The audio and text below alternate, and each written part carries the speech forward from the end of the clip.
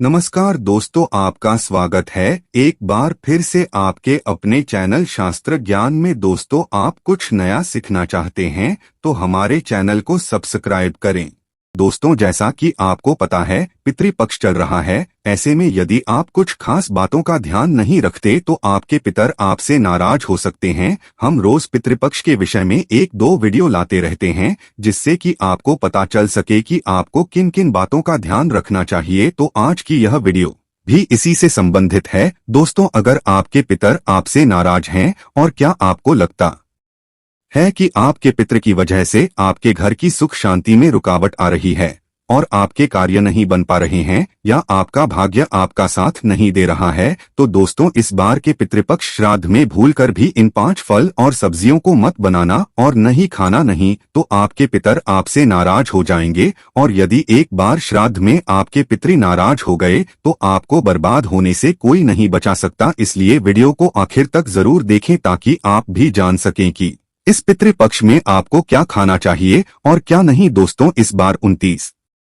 सितंबर 2023 से पितृपक्ष श्राद्ध शुरू हो चुके हैं और ये पितृपक्ष बहुत ही दिव्य और दुर्लभ संयोग लेकर आया है। दोस्तों, इस पितृपक्ष में राजयोग के साथ साथ धन लक्ष्मी योग भी बन रहा है, जिसकी वजह से इस बार के पितृपक्ष का बहुत अधिक महत्व बढ़ गया है। और इस पितृपक्ष में यदि आप इन 5 बातों का ख्याल रख लेते हैं तो आपकी सभी समस्याओं का तुरंत ही अंत हो जाएगा और आपके पितृ आपसे खुश होकर आपकी सभी मनोकामना पूरी कर देंगे। इसलिए दोस्तों, वीडियो को आखिर तक जरूर देखें और यदि आप भी अपने जीवन में महादेव की कृपा पाना चाहते हैं और पितरों का आशीर्वाद पाना चाहते हैं तो वीडियो को लाइक करके कमेंट में हर हर महादेव लिखना ना भूलें। दोस्तों, पितृपक्ष की शुरुआत इस साल भाद्रपद मास के शुक्ल पक्ष की पूर्णिमा तिथि 29 सितंबर 2023 दिन शुक्रवार से हो गई है, जो 14 अक्टूबर 2023 दिन शनिवार तक रहेगा। इसीलिए पितृपक्ष से संबंधित सभी कार्य 14 अक्टूबर तक ही संपन्न कर लेना होगा। दोस्तों, शास्त्रों में पितृपक्ष के कई नियम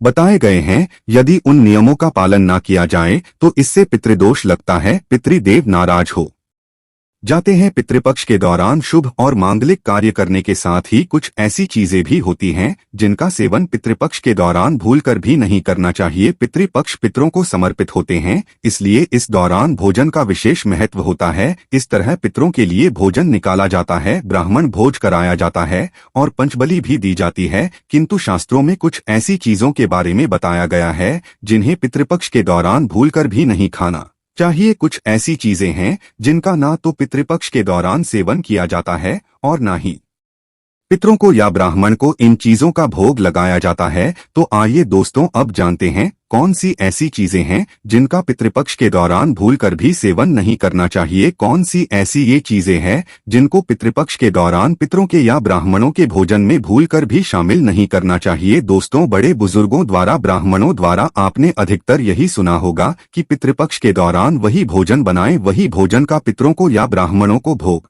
लगाए जो पितरों को पसंद था, तभी पितरों की आत्मा को शांति मिलती है। किंतु यही हम कुछ गलतियां कर बैठते हैं। अधिकतर घरों में अधिकतर लोगों के पूर्वजों को प्याज लहसुन पसंद होता है, तो जब वह भोजन बनाते हैं तो उसमें प्याज और लहसुन डालते हैं और पूर्वजों की पसंद के हिसाब से भोजन बनाकर ब्राह्मणों को भोजन करा देते हैं। या फिर जिन पितरों को नॉन वेज पसंद होता है तो वह नॉन वेज लेकर किसी जरूरतमंद व्यक्ति को पितरों के नाम से दान कर देते हैं, जिससे उन्हें पितरों का आशीर्वाद प्राप्त हो। यदि आप भी ऐसा करते हैं तो भूलकर भी ऐसी गलती आगे से ना करें। शास्त्रों के अनुसार पितृपक्ष के दौरान प्याज, लहसुन, मीट और अंडे का सेवन भूलकर भी नहीं करना चाहिए और पितरों के भोजन में भी इन चीजों का प्रयोग भूलकर भी नहीं करना चाहिए। शास्त्रों के अनुसार भगवान विष्णु और मां लक्ष्मी जी को पितृदेव कहा गया है। पितरों का भोजन, श्राद्ध, तर्पण, पिंडदान सबसे पहले भगवान विष्णु और मां लक्ष्मी जी ही स्वीकार करते हैं। उसके पश्चात ये पितरों को मिलता है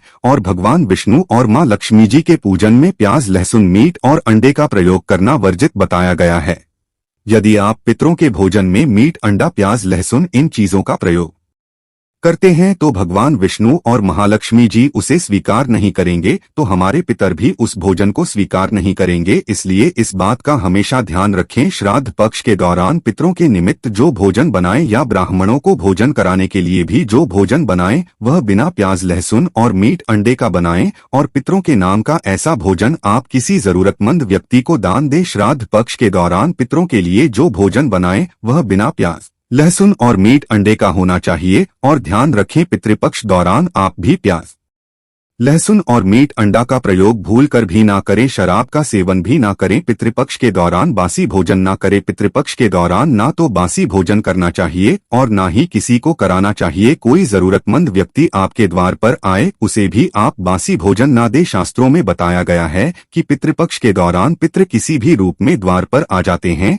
यदि ऐसे में आप पितृवंशी भोजन दे देंगे तो इससे आपको दोष लगेगा। इसलिए इस बात का विशेष ध्यान रखें, ना तो बासी भोजन आप स्वयं करें और ना ही किसी को दे। पितृपक्ष के दौरान चने का सेवन भी वर्जित होता है, यहाँ तक कि चने के सत्तू भी नहीं खाए जाते। चने के बेसन का प्रयोग कर सकते हैं, बेसन से सब्जी बना सकते हैं, किंतु काले चने और भुने चने का सेवन पितृपक्ष के दौरान ना करें। पितृपक्ष के दौरान चने के सत्तू के अलावा और भी किसी भी प्रकार के सत्तू का सेवन नहीं करना चाहिए। दोस्तों, पितृपक्ष में पितरों का भोजन बनाते समय भोजन में चावल दाल या रोटी ना बनाएं। पितरों के लिए सदैव पक्का भोजन जैसे कि पूरी कचौरी पराठे इत्यादि बनाए जाते हैं। पितरों के भोजन में कच्ची चीज चावल दाल और रोटी नहीं बनाई जाती। आप स्वयं भोजन में चावल दाल रोटी का सेवन कर सकते हैं, किंतु पितरों का जो भोजन बनाएं, ब्राह्मणों को जो भोजन कराएं उसमें चावल दाल और रोटी ना बनाएं। पितरों का जो भोजन बनाया जाएगा उसमें आप उड़द की दाल की कचौड़ियाँ बड़े वगैरह बना सकते हैं, किंतु दाल ना बनाए। दाल में पितृपक्ष के दौरान आप मसूर की दाल का सेवन ना करें। शास्त्रों में इसे वर्जित बताया गया है।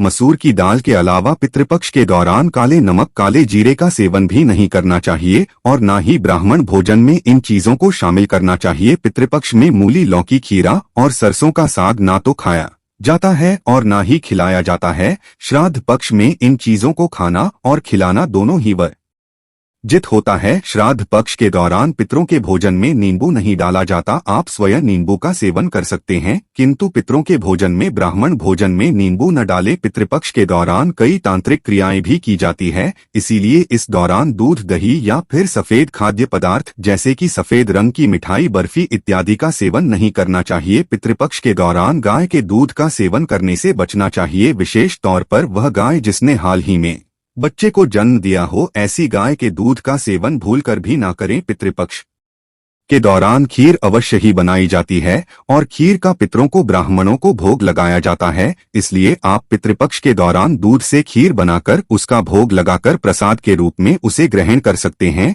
किंतु खाली दूध का सेवन ना करें, यानी सीधे दूध का सेवन ना करें। पितृपक्ष के कड़ी बनाना और खाना भी वर्जित होता है, इस बात का विशेष ध्यान रखें। पितृपक्ष के दौरान कुल्थी की दाल का भी सेवन ना करें। दोस्तों, ध्यान रखें, पितृपक्ष के दौरान आप पितरों के ये जो भी भोजन बनाएं उस भोजन में आप तिल अवश्य ही डालें। पितृपक्ष में जो पितरों का भोजन बनाएं या ब्राह्मणों को जो भोजन कराएं या पंचबली लगाएं या किसी जरूरतमंद व्यक्ति को पितरों के नाम से भोजन दें, उस भोजन में थोड़े से काले तिल अवश्य ही डालें। शास्त्रों में जिस भोजन में काले तिल होते हैं वह भोजन पितृ ग्रहण करते हैं, किंतु जिस भोजन में काले तिल नहीं होते हैं उसे भूत पिशाच ग्रहण करते हैं। इसलिए इस बात का विशेष ध्यान रखें, पितरों के भोजन में काले तिल डालकर ही आप पितरों को भोग लगाए। काले तिल भूत पिशाच से श्राद्ध के भोजन की रक्षा करते हैं, इसलिए इस बात का विशेष ध्यान रखें। दोस्तों, पितृपक्ष के दौरान कभी किसी दूसरे व्यक्ति का अन्न भी ग्रहण नहीं करना चाहिए, यानी कि किसी दूसरे व्यक्ति का भोजन भी ना करें। किसी दूसरे के घर जाकर ना तो भोजन करें और ना ही किसी दूसरे व्यक्ति के रुपयों का आप भोजन करें। पितृपक्ष पितरों को समर्पित होते हैं।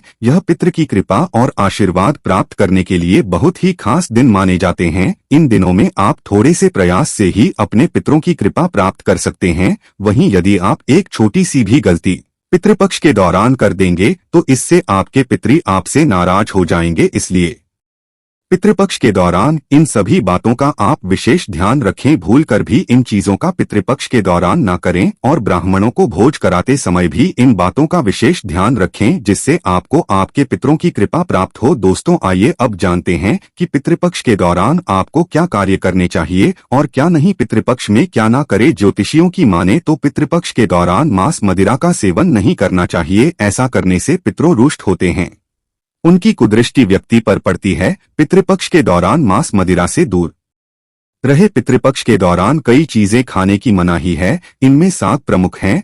पितृपक्ष के दौरान साग का सेवन बिल्कुल ना करें। आप अपने कुल पंडित से भी इस संदर्भ में जानकारी ले सकते हैं। अलग अलग जगहों पर भिन्न भिन्न नियम होते हैं।